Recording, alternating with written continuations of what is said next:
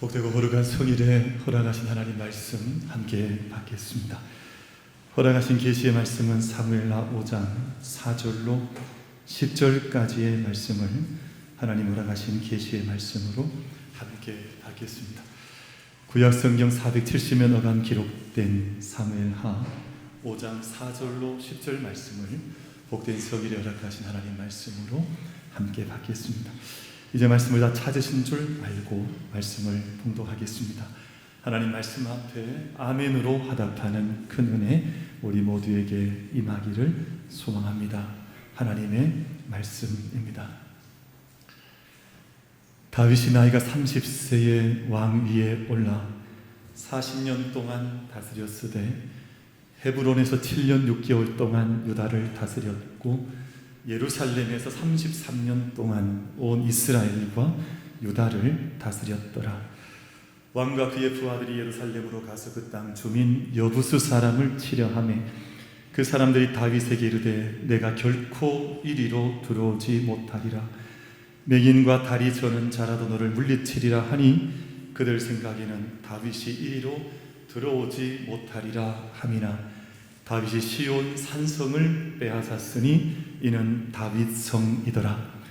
그날에 다윗이 이르기를 누구든지 여부수 사람을 치거든 물 깊는 데로 올라가서 다윗의 마음에 미워하는 다리 저는 사람과 맹인을 치라 하였으므로 속담이 되어 이르기를 맹인과 다리 저는 사람은 집에 들어오지 못하리라 하더라. 다윗이 그 산성에 살면서 다윗성이라 이름하고 다윗이 밀로에서부터 안으로 성을 둘러싸으니라.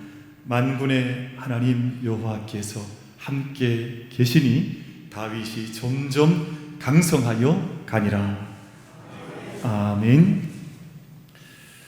주의 날 주의 전에 함께 예배에 올라오신 우리 모든 예배자들 한 분 한 분을 주님의 이름으로 환영하고 또 평안의 문안을 전합니다. 우리 자유 계신 분들과 함께 잠시 서로 문안하고 싶은데 저희가 살면서 오늘 단비가 오잖아요. 저희가 단비가 오면 걱정이 있죠. 이게 좀 너무 심한 호우가 되지 않기를 바라는 마음도 있지만 또 가라고 목말랐던 모든 땅에는 생명의 단비가 되니까 참 감사하다 하는 마음도 있고 물이 없으면 이제 살 수가 없습니다. 또 하나는 이제 빛인데 어제 광복 저희가 81주년 지났습니다.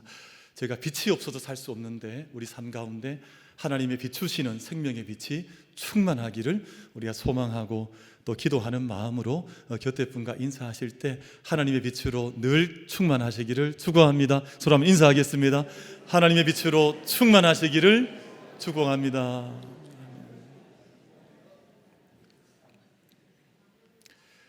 어떻게 그 곁에 계신 분한테 하나님 빛이 잘 이렇게 비쳐 얼굴에 스며 나오고 있으십니까?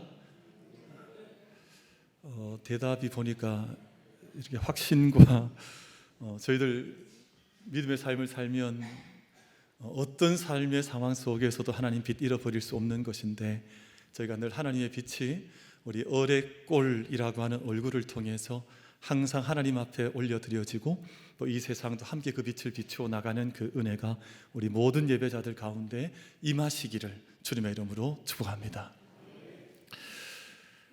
외국에 사는 외국인들이 한국에 오면 몇 가지 일들을 바라보면서 충격받는 몇 가지 지점들이 있다 그래요. 그래서 이게 문화적으로 또 나라의 어떤 모습을 따라서 이제 저마다의 국가와 우리 한국이 가지고 있는 차이가 있어서 몇 지점에서 많이 놀란다 하는 이야기가 있습니다. 가장 많이 충격받는 때가 언제냐 하면 충격받는 일위가 있습니다.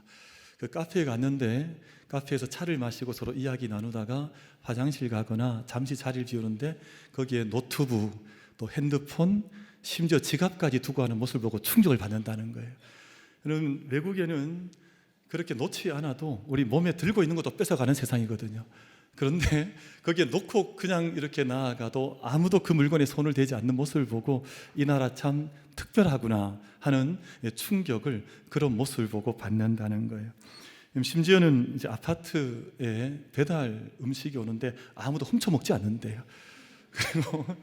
그리고 그 앞에 이제 배달 택배가 이렇게 물건을 놓고 가는데 몇 시간이 지나는데 그 사람이 아무도 오가지 않는데 그 택배에 누구도 손을 대지 않는 거예요. 그럼 저는 예전에 몇 해 전에 이제 유럽 여행을 한번 나갔다가 안식년 어간 때 거기는 그 유럽에서 유명한 나라임에도 불구하고 몸에 있는 것도 뺏어 가더라고요. 몸 안에 있는 거 제가 한번 다 잃어버린 적이 있는데 그런 세상에 살던 사람들이 이 나라에 오면, 우리나라에 오면 정말 충격이다 하는 그런 이제 충격을 많이 받는다는 거예요. 치안과 신뢰가 최고라는 겁니다. 두 번째는 놀라는 자리가 어디냐 하면 지하철을 타도 또 산에 가도 와이파이가 터진다는 거예요. 어디 가도 이게 다 연결이 된다. 빛의 속도로 연결되어서 와이파이가 되지 않는 곳이 없다. 그리고 심지어는 음식도 빛의 속도로 배달이 되더라. 30분, 주문한 지 30분이 지나면 김이 모락모락 나는 음식이 한강 그 넓은 잔디밭에 다 알아 찾아와서 배달을 한다는 거예요. 참 정말 신기한 나라다. 이거 어떻게 가능하냐. 세 번째 놀라는 대목이 뭐냐 하면 식당에서 반찬이 무제한으로 리필되더라. 충격이. 왜냐하면 여러분 가까운 일본에만 가봐도 물 한 잔 또 작은 반찬 하나 더 달라 그러면 이거 다 페이하고 돈 내야 되거든요. 근데 우리는 막 음식을 이렇게 계속 주문해도 뭐 이렇게 어떤 불평 없이 이제 다 리필을 해주니까 이게 충격을 받는다 그래요. 더 충격은 요즘은 테이블마다 호출벨이 있는 거. 그 테이블에서 앉아 태블릿으로 모든 주문을 할 수 있는 것들을 보고 충격을 받는데요. 참 안전한 나라이기도 하고 또 참 예전에보다는 이게 우리 괄목상대 뭐 이런 한자 표현이 있습니다만 참 상전벽해 엄청난 변화들이 우리 삶에 찾아왔습니다. 24시간 편의점 하는 나라가 많지 않습니다. 그래서 24시간 편의점이 열려져 있고 또 한 가지 이제 최근에 미국인들은 우리나라에 오면 지하철을 보고 많이 놀라요. 왜냐하면 미국 지하철은 사람들이 그 지하철 뒤에 들어가 플랫폼에 서는데 그 앞쪽에 절대 서지 않습니다. 왜냐하면 서브웨이 푸싱이라고 해서 묻지마 푸싱이 많아요. 그래서 사고가 많이 납니다. 그러니까 다 지하철 가면 다 벽에 붙어 있는데 우리나라는 요즘 이제 스크린이 다 있어서 스크린 도어가 있죠. 그러면 안전하죠. 그래서 사고율이 현격하게 사실은 나타나지 않는 그런 모습이 놀랍다는 거예요. 우리나라도 참 이 변화의 급물살, 또 수많은 성장의 어떤 변화가 이 땅에 있구나 하는 생각을 해보게 돼요. 어제가 강복 제81주년 지났습니다. 강복 맞이한 백범 김구 선생께서 백범 일지를 쓰는데 마지막 장 나의 소원이라고 하는 장을 쓰면서 내가 원하는 우리나라라는 제목의 글을 남겼습니다. 근데 해방 이후에 얼마나 혼란한 전국이고 또 어려움이 많았겠어요. 그러니까 바라는 것도 많았겠죠. 뭐 경제적으로나 뭐 정치적으로나 또 군사적으로나 뭐 바라는 것들이 많이 있었을 터임에도 불구하고 그 나의 소원, 내가 원하는 우리나라라고 하는 그 글에 보면 그런 것을 원했던 것이 아니라 우리나라가 문화의 힘을 가진 나라가 됐으면 좋겠다. 그걸 적으셨어요. 그러니까 다른 모든 것을 바라기 전에 우리나라가 문화의 힘을 가진 나라가 되면 좋겠다. 내가 부강한 나라를 원하는 것 아니고 우리나라가 가장 아름다운 나라가 됐으면 좋겠다 하는 그 글을 적어 놓으셨는데, 왜냐하면 문화적으로 풍성한 나라여야만 스스로도 행복할 뿐만 아니라 이 행복이 다른 나라와 민족으로 흘러갈 수 있기 때문에 우리가 문화적으로 강성한 그런 나라가 되면 좋겠다 하는 그 소망을 글에 적어 놓으셨더랬습니다. 그래서 그저 문화를 쫓아가는 나라가 아니라 문화의 근원이 되어지고 또 문화의 모범이 되어지고 또 문화의 또 목표가 될 수 있는 그런 나라가 되기를 적으셨는데, 이제 80여 년 지났습니다. 80여 년 지났는데 그 염원이 우리 가운데 이루어져서 요즘 흔히 말하는 소위 말한 K컬처라는 이름으로 이제 성장을 해서 그 열매들을 온 세계가 함께 보는 것을 우리가 경험해 나가고 있습니다. 참 기가 막힌 변화가, 성장이 많이 일어났습니다. 그럼 1945년 이 땅에 뭐가 남아 있었습니까? 1950년, 51, 2, 3년 지나면서 이 땅은 정말 황폐화가 되어져서 정말 성경적 표현에도 뭐 풀 위에 풀 하나, 돌 위에 돌 하나 남지 않을 만큼 정말 아무것도 없는 사실은 그런 나라였었는데 이 나라가 완전히 변해서, 여러분 저희가 45년 지나는 동안에 소위 말하는 신생 독립국가들이 이 땅에는 공식적으로 한 70여 나라, 비공식적으로는 80, 90여 나라가 신생 독립국가로 주권을 회복해서 나라로 새롭게 태어나서 이제는 출발을 했었는데, 그 나라 가운데에서 선진국으로 올라선 나라는 대한민국 한 나라밖에 없다 그래요. 이렇게 말해도 별로 놀라지도 않잖아요. 이게 그냥 당연한가 보다 이렇게 생각하지만, 엄청난 일이, 사실 엄청난 변화가, 엄청난 은혜의 사건들이 이 땅에 흘러왔는데, 제가 그 은혜를 지금 고스란히 제가 먹고 마시면서 일상의 삶을 지나가고 있습니다. 우리가 하나님으로부터 구원을 받고 또 하나님의 세계를 살아가기 시작하면서 우리가 늘 경험하게 되는 영적인 사건 한 가지가 있는데, 그게 뭐냐 하면 성장이라는 거예요. 하나님을 만나면, 또 하나님의 은혜를 누리게 되면, 하나님의 뜻을 알게 되면 우리는 성장이라고 하는 과정을 반드시 걸어가게 되는데, 경제적 성장도 중요하고 무슨 문화적 성장도 중요하지만 가장 본질적인 성장이 뭐냐 하면 영적인 성장이라는 것이 있습니다. 다른 것으로는 강성한 것 같지만 군사적으로 아무리 성장을 하면 못해요. 그게 영적인 성장이었으면 깡패국가 되고 마는 것인데요, 백성도 불행하고 지도자도 불행하고 자신들이 어디 가고 있는지 알지 못한 채 그 길 가는 것이 군사적 성장, 군축 성장하는 나라들의 안타까운 모습 아닙니까?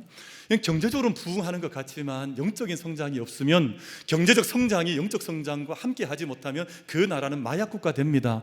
그 나라는 윤리적으로나 도덕적으로나 문화적으로 앞서가는 나라가 절대 될 수 없고, 국민들 한 사람 한 사람도 마찬가지고요. 잘 사는 것 같지만 사실은 어처구니 없는 일들 저지르는 국가들이나 나라들이나 사람들도 이 땅에 얼마나 많은지 몰라요. 그런 의미에서 영적 성장이라고 하는 것이 대단히 중요한 것인데, 우리 만민 모든 예배자들 한 분 한 분은 내가 이 땅의 모든 성장을 이루어 가지만 내가 영적 성장을 멈추지 않겠다. 그럼 다른 성장은 한계치가 있습니다. 더 이상 자라질 못해요. 그러나 영적 성장은 한계치가 없어요. 이것은 계속해 자라가는 것인데, 우리 한 사람 한 사람이 내가 가지고 있는 이 정도의 수준에 만족하거나 머물러 있기를 그냥 자위하는 정도가 아니라, 하나님 앞에서 내게 주신 은혜를 따라서 영적인 성장을 온전히 함께 이루어가는 은혜가 우리 모든 예배자들 가운데, 우리 공동체 가운데 임할 수 있게 되기를 주님의 이름으로 축복합니다. 오늘 본문 10절 말씀에서 만군의 하나님 여호와께서 함께 계시니 다윗이 점점 강성하여져 가니라 라고 말씀을 하고 있습니다.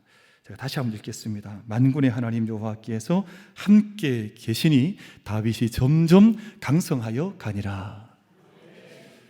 처음에는 안 하셨어요. 제가 이제 원하는 건 항상 처음에 하시라. 왜 처음에 안 하? 두 번째, 제가 한 번만 더 할게요. 한 번만 더 반복. 우리 두 번 안 한 걸로 치고 한 번만 더 하겠습니다. 만군의 하나님 여호와께서 함께 계시니 다윗이 점점 강성하여 가니라. 속이 다 시원한 것 같습니다. 얼마나 좋아요. 저희가 아멘은 하늘의 언어인데, 하나님 앞에서 말씀 앞에 아멘하고 걸어가는 거 참 좋은데, 귀한 말씀이잖아요.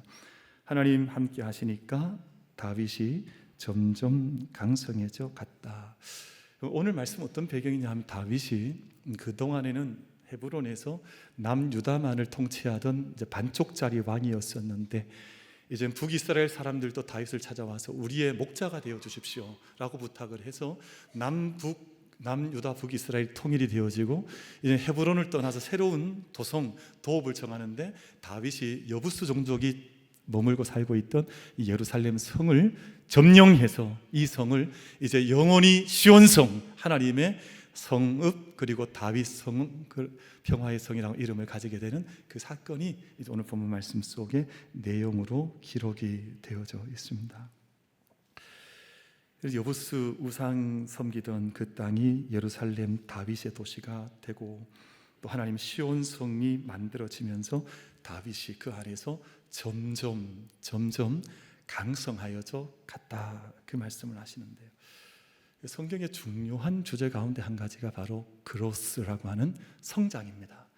성경은 성장에 관해 대단히 중요하게 말씀을 하고, 모든 하나님 나라가 또 하나님의 그 통치가 이 땅에서 성장하는 것이다 라고 말씀을 하면서, 특별히 마태복음 13장 어간의 말씀 보면 하나님 나라를 작은 겨자씨에 비유를 해요. 그런데 이 한 작은, 눈에 보이지 않을 것 같은 이 작은 겨자씨를 농부가 자기 땅에 가져다가 심었더니 여기에 싹이 나고 줄기가 나서 큰 나무가 되는데, 모든 새들이 와서 깃들일 만한 큰 거목이 되어지더라. 그 말씀하고 하나님 나라는 성장하는, 자라가는 나라이다 라는 것을 말씀을 해요. 저는 이 말씀이 제 마음속에, 제 피부 속에 새겨져 있는데, 저는 어릴 때 제가 살던 마을 앞에 이 아름드리 나무가 있었습니다. 느티나무인데 엄청 컸습니다. 그래서 어린 아이들이 서로 손을 잡으면 한 서너 명 아이가 손을 잡고 둘러서야 이게 다 설 수 있는 큰 고목나무였는데, 여러분 혹시 그 나무 기억나세요?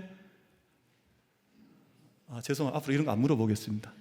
왜냐하면 제가 언젠가 설교 때 저희 마을 앞에 있는 그 나무 사진을 찍어다가 보여드린 적이 있거든요. 제가 어릴 때 놀았던 나무입니다. 혹시 기억 잘 안 나실 줄로 믿습니다. 안 나시라고 믿고, 그런 나무가 있습니다. 그런데 제가 그 나무를 늘 기억하는 이유는 그 나무에 온 새들이 다 깃들어 살았습니다. 부엉이도 깃들어 살고, 어떤 뻐꾸기도 깃들어 살고, 우리가 시골에서 만날 수 있는 웬만한 새는 그 큰 나무다 보니까 그 나무는 누구를 물리친 적이 없어요. 그냥 모든 새가 다 깃들어 와서 살아도 닿을 만큼 그렇게 성장해서 모든 나무의 안식처가 되어주는, 깃들어 줄 수 있도록 자기 몸을 내어주는 그런 나무가 있었거든요. 하나님 나라는 그와 같아서 어린 겨자씨 같은 이 나무가 이렇게 자라는데, 성장하는데 모든 생명이 다 깃들 수 있는, 어떤 새는 된다, 어떤 새 되지 않는다 이런 것이 아니라 모든 생명, 모든 자들이 다 와서 깃들 수 있는 나무로 성장하는데, 또 그 장에 보면 또 이 작은 누룩 비유도 있어요. 누룩은 여러분 보이지 않지만 이게 스며들고 전파되어서 함께 부풀려서 가득한 모든 충만한 것들을 만들어 나가는 것이 바로 하나님 나라 누룩의 비유로서 말씀을 해주시면서 자라가고 장성해가고 성숙해가고 변화해가는 하나님 나라의 원리를 말씀해 주시고 있습니다. 다윗은 많은 변화를 경험을 했었는데, 중요한 것은 변화는 누구라도 다 경험을 해요. 근데 변화를 많이 경험한다고 해서 성장하는 것은 아니에요. 여러분, 물질적으로 많은 성장을 하고 또 경제적 부를 축적을 하고 잘 살아가다 보면 하나님 잃어버린 사람이 많아요. 신앙의 뿌리가 없어져 버려요. 근데 오히려 믿음의 부를 얻으면서 자기가 장성해 가면서 이게 하나님 앞에 은혜가 되어져 성숙해지고, 자기가 은혜를 얻고 자기 믿음의 뿌리가 더 튼튼해져서 어떤 물질적인 자기의 성취를 얻어도 더 깊게 믿음의 뿌리를 잃어버리지 않고 살아가는 믿음의 사람들이 있거든요. 근데 오늘 많은 사람들은 조금 성장하고 나면 게을러지거나 하나님 찾는 것에 우리가 악해져서 하나님 찾는 것보다 물질적 풍요를 누리는 일에, 육체의 안락 쫓는 일에 훨씬 더 끌리는 사람들이 많아요. 근데 여러분, 다윗은 그러지 않았습니다. 여러분, 어린 아이 때부터 하나님과 함께 늘 노래하는, 또 어릴 때 골리앗 앞에서도 하나님 앞에서 그 시간도 이겨나가는 10대 시절, 20대 시절에는 사울 왕 곁에 서서 음악하는 사람으로 살고, 또 그렇게 광야 생활해도 하나님과 늘 동행했던, 많은 변화가, 좋은 변화도 있었고 나쁜 변화도 있었지만 그 어떤 변화 속에 성장을 멈춘 적은 없었어요. 물론 시험에 빠져서 한때는 밧세바 사건도 있긴 했지만, 그러나 그 사건조차도 하나님 앞에, 하나님 내게 정직한 영을 새롭게 해주십시오, 내게 성령을 거두지 마십시오, 내 마음을, 정한 마음을 창조해 주십시오, 이런 고백으로 다시금 성장해가는 기회로 삼았지, 그 모든 순간들이 다윗에게 성장이 멈춰지는 경우는 없었다고요. 그런 의미에서 그런 말씀의 은혜를 저희가 함께 받아서 예수님께서 하나님 나라는 그 겨자씨처럼 장성의 성장해 가는 것이고, 내가 그 나라가 누룩처럼 온 땅에 가득할 수 있도록 하나님 나라를 내가 섬겨 이끌어 가니 너희들도 그 나라를 살아가라 말씀하고 계신데, 우리 모든 예배자들 한 분 한 분도 이 땅에 삶 살아가는 동안 나는 여기까지인 것 같습니다, 나는 이미 버린 몸입니다, 뭐 이런 이야기 아니라 하나님 앞에서 언제나 성장해 나가기를 영적으로 갈망하고 소망하고 기도하면서 영적인 아름다운 성장들을 함께 이뤄나갈 수 있는 우리 모든 만민 가족들의 믿음의 삶이 될 수 있게 되기를 주님의 이름으로 축복합니다. 그래서 오늘 저희가 읽으셨던 말씀 가운데 다윗이 강성해졌다는 말은 그저 외적인 힘이 세졌다 이런 의미가 아니라 다윗이 멋추어 성숙했다라는 거예요. 신앙적으로 성숙했다. 그리고 다윗은 더 다윗다워졌다.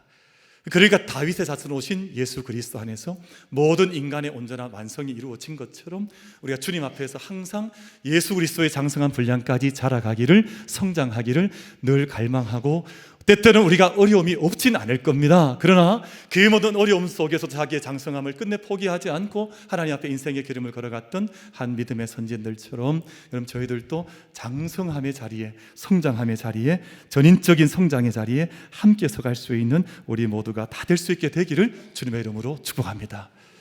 곁에 분 한번 축복 하지 말까요?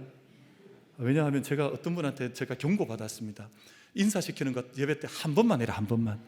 2번 이상 합당하지 않다. 제가 하정도 오늘 잘 못했는데 뭐 자꾸 인사시키냐, 뭐 이런 얘기를 좀 하시더라고요. 대신 제가 단체로 인사하겠습니다. 여러분, 우리 모든 만민 가족들과 우리 영적 가정들, 우리 만민교회는 영적으로 전인적인 성장을 우리 감성적으로나 또 지적으로나 또 모든 면에서 하나님 앞에 아름답게 성장해가는 은혜가 임할 수 있게 되기를 주님의 이름으로 축복합니다. 그럼 다윗이 예루살렘을 점령하는데 참 귀한 일입니다. 왜냐하면 다윗이 지금까지 다스리고 있었던 헤브론이라고 하는 것은 이게 좀 남쪽 지역인지라 이 전체를 다 포함해내지를 못했어요. 근데 이제 남북, 남유다, 북이스라엘이 통일이 되어지면 적절한 위치에 도읍, 성읍을 이제 캐피털, 수도를 정해야 하는데 바로 그곳을 찾았더니 다윗의 시야에 들어온 것이 여부스 족속이 살고 있던 바로 이 예루살렘이라고 하는 땅이었습니다. 여러분, 이 땅이 얼마나 그런데 난공불락의 요새인지 지금까지 긴 세대가 살아오는 동안 여부스 종족은 공격을 받아본 적이 없습니다. 왜냐하면 그곳은 동쪽과 남쪽은 천연 요새인지라 절벽으로 가로막혀져 있어서 어떤 적도 그곳으로 침략하기 자체를 못하는 거예요. 그리고 북쪽과 이 서쪽 지역은 이 좀 뭔가 좀 기괴한, 뭔가 좀 침범하기 어려운 기운들이 흘러서 어떤 민족도 그곳으로 침범하는 것도 주저하고 마음을 쉽게 내지 못하던 곳이었거든요. 그러니까 예루살렘 성읍이라고 하는 이 도성 자체는 높은 지형에 있으면서 어떤 민족도 침범해 본 적이 없는 참 역설적이죠. 그래서 예루살렘이란 말은 평화의 성읍이란 뜻인데 실제로 전쟁이 일어나 본 적이 없는 여부스성의 족속의 땅이었는데 문제는 그 땅이 우상의 도시였습니다. 그 땅이 그 좋은 곳에 있으면서도 불구하고 우상이 그곳에 넘쳐났고, 심지어 오늘 본문에 보면 제가 이해하기 어려운 표현이 있는데 뭐 다리 저는 자들, 또 앞을 보지 못하는 이들에 대한 조롱이 자꾸만 나와요. 이 말씀을 유진 피터슨이라고 하는 성서 영성학자는 뭐라고 해석을 하냐 하면, 많은 성서학자들의 의견을 따라서 여부스 종족이 이스라엘을 조롱하는 대목이라고 봤습니다. 왜냐하면 앞을 보지 못하는 자들은 이삭이 누리 나이가 많아서 앞을 보지 못했던 것을 조롱하는 표현이라는 거예요. 다리 전다고 하는 것은 야곱이 이제 환도뼈가 위골되어져서 다리를 절었던 이스라엘로 변화될 때 그 사건을 조롱하는 모습이라고 해석을 하고 있습니다. 그러니까 지금 이 이스라엘 땅 가운데 예루살렘이 중심에 있는데 그 중심을 누가 차지하고 있냐면 우상의 땅, 여부스 종족이 차지하고 있으니 다윗은 그 땅을 거저 둘 수가 없는 거죠. 지금 이 땅을 정말 온전한 통일이 이루어지고 거룩한 땅이 되려가면 이 심장부를 얻어야만 정말 이 온 땅이 변화되지 않겠습니까? 근데 이 심장은 우상 섬기고 있고 이 심장이 이 백성들을 조롱하고 있으면 어떻게 그 땅을 그냥 둘 수가 있겠어요? 그러니까 다윗이 도읍을 정하면서 이제 헤브론을 떠나서 이제 그 땅으로 올라가서 다윗 성읍 시온성을 만들면서 이 땅 역사 속에 예루살렘이라고 이름이 정말 평화의 성이 될 수 있도록 그 땅을 점령하는 사건이 오늘 짧은 우리가 읽으셨던 말씀 속에 기록되어져 있는 하나님의 말씀의 내용으로 기록이 되어져 있습니다. 그런데 이 성읍이 말씀을 드린 것처럼 침략해서 빼앗기가 좋은 땅이면 쉽겠지만 이 땅은 침략 자체가 불가능한 데다가 지금 여부스 성에서 다윗을 조롱하는 거예요. 그래서 이 성은 정말 이렇게 다리 쓰지 못하는 사람, 앞을 보지 못하는 분들이라 할지라도 그 사람들이 지켜도 다윗 정도는 막을 수 있다, 이런 조롱을 한 거예요. 그런데 오늘 말씀 보면 이 사이에 있는 모든 사건들은 다 생략되어진 채 7절 말씀에 한 절 단순하게 기록했습니다. 다윗이 시온 산성을 빼앗았으니 이는 다윗성이더라 라고 말씀을 하고 있습니다. 아멘. 어디 갔습니까? 다시 한번 읽어, 안 한 걸로 하고 다시 한번 읽어볼게요. 다윗이 시온 산성을 빼앗았으니 이는 다윗성이더라. 이 말씀이 좀 짧은 한 절이지만 얼마나 많은 함축적이 담겨 있는지 몰라요.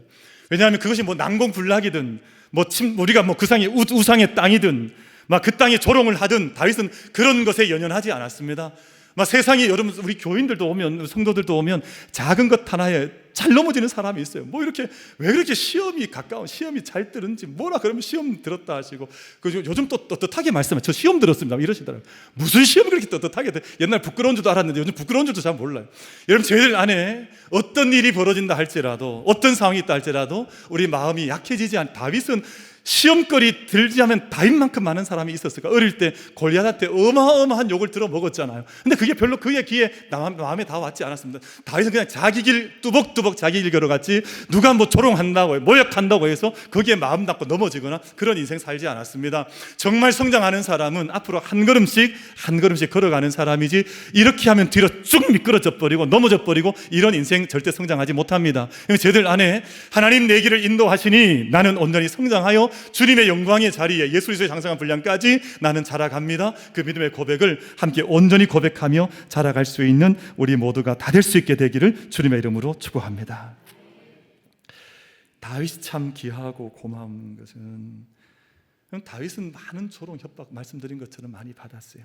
근데 그것을 그냥 너끈히 그냥 이렇게 받았습니다. 제가 항상 옛날에 그 중국 팬더곰으로 만든 그 애니메이션이 있었는데, 그때 당시 그 팬더곰의 그 영상이 제 머릿속에 잘 잊혀지지 않아요. 수많은 이제 공격을 받는데 이 팬더가 얼마나 유연하냐 하니까 이 곰이 이렇게 빙글빙글 춤을 추는 거예요. 춤을 추면서 날아오는 모든 그 포탄들을 다시 살짝 받아서 던진 사람을 다시 돌려주는 거예요. 얼마나 잘 돌려주는지, 얼마나 부드럽게 돌려주는지 그 영상 장면이 기억이 그대로 나요. 그러니까 이 팬더가 별로 그 곰 이름이 뭐죠? 쿵푸 팬다. 어떻게 아셨어요? 그 신기하죠. 그러니까 그 공격이 이 팬다를 이렇게 해치지 않았어요. 그냥 세상으로 다시 돌려주는, 다윗이 어찌 보면 그런 인생을 잘 살았습니다. 사울이 다윗을 죽이겠다고 광야를 얼마나 길게 쫓아다녔습니까? 그런데 그 결정적인 사울을 죽일 수 있는 기회가 와도 사울은 하나님의 기름 부으신 자를 내가 어찌 손을 대냐 하고 그 자리를 물려버립니다. 그런 순간들이 다윗에게 얼마나 많이 있었는지 몰라요. 그러면서 더 많이 섬기고 더 많이 품고 더 많이 사랑하면서 많은 사람들을 자신의 하나님 나라의 왕국의 사람들로 함께 성장해가는 그 역할을 다윗이 감당을 했습니다. 저는 요즘 이제 한국 기업들을 보면 감사한 게 많습니다. 왜냐하면 제가 뭐 모든 나라, 많은 나라 가보지 못했지만 가보는 나라들마다 한국 기업의 로고가 선명하게 없는 나라가 거의 없어요. 그래서 그 싱가포르나 중동 같은 데 가보면 그 나라의 랜드마크가 되어 있는 건물들이 한국의 건축 회사가 지은 건물들이 그 나라의 랜드마크가 되어져 있습니다. 눈빛이 보니까 별로 안 좋아하시는 것 같은데 괜찮으시죠? 나쁘지 않습니다. 그래서 이렇게 중동에 갔더니 쌍용건설인가 여기에 지은 건물이 어쨌든 그 나라의 랜드마크가 되어져 있습니다.